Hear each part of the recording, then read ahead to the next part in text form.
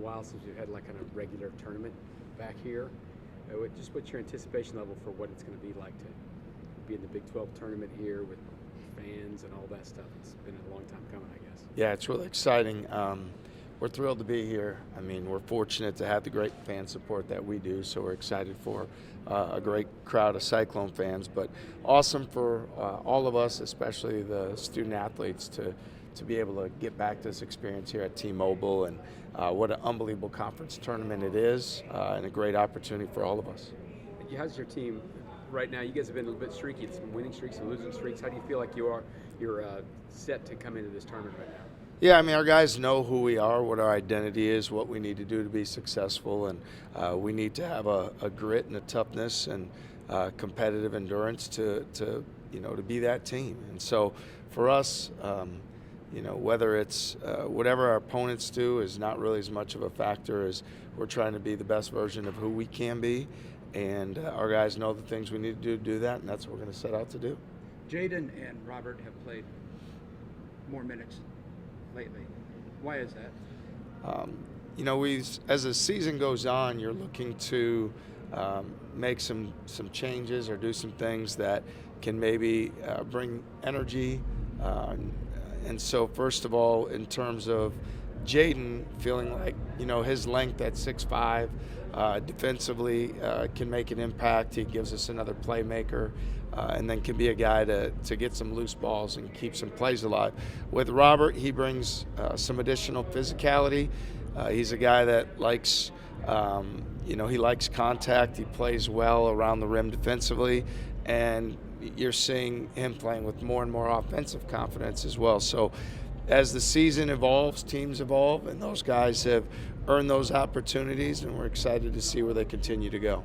What's a player like Isaiah that does so much for you guys offensively? What's the dynamic like when you're in a win or go home situation where you see guys have big games that can propel teams for a few games?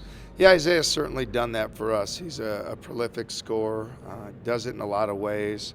People talk quite a bit about his ability to make tough mid-range shots because it's certainly an outlier in how he does that, but he has that ability to take over a game, to get in a rhythm, for sure. Now, we're hopeful that other guys are stepping up and making shots around him, because we realize that specifically with Tech, they're going to have a great focus on not letting him catch it, and then when he does, having their whole defense loaded up and geared up for him. So we're hoping to get him in a rhythm. We're also hopeful that other guys can step up.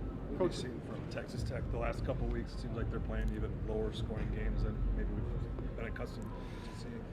Yeah, I mean, part of it is their press on makes at times slows down the tempo of the games. Certainly their switch ability, and defensively, they kind of are always in front of you, right? They're always in your path when you cut. They're always in front of you when you're trying to move the basketball. So it just ends up being the pace of the game is slower.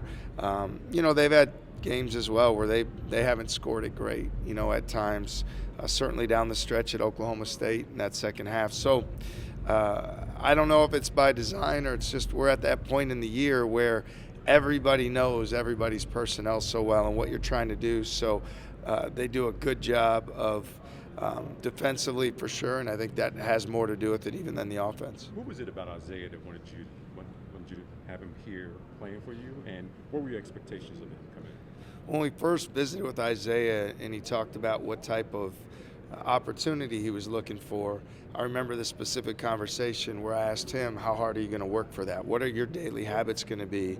What can I expect from you before I can paint the picture of what this experience might be? And when I heard from Isaiah how hard he'd work, I remember him specifically saying, I'll be the hardest working guy every day. And he's honored that.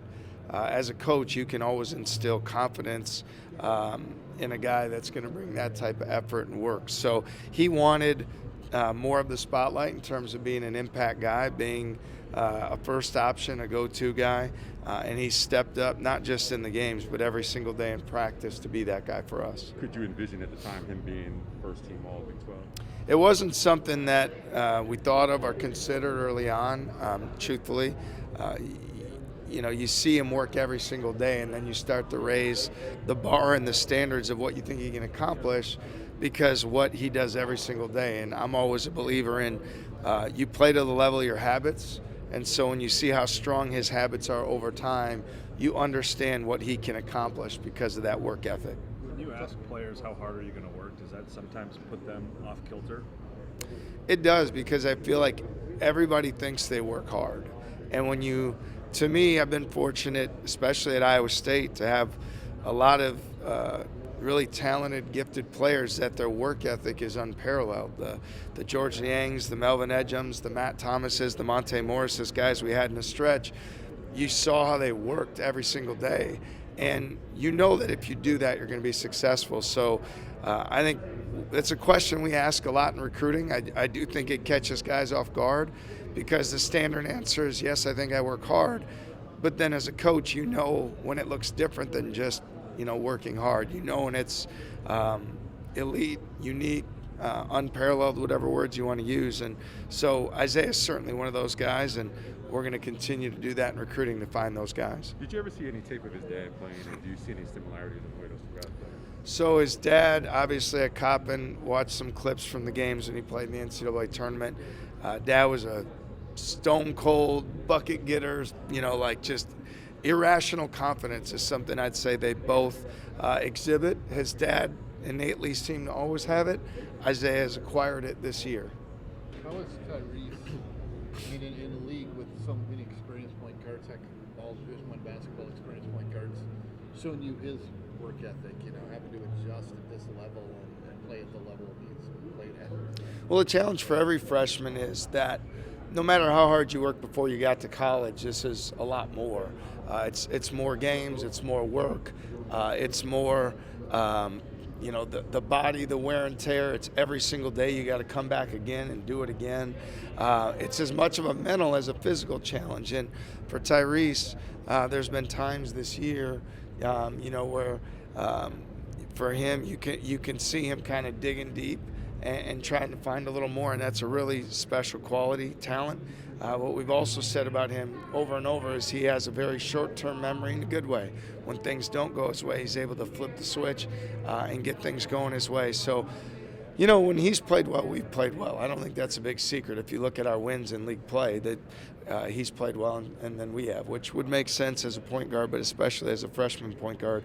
When he commands a game, we got a chance to be really good.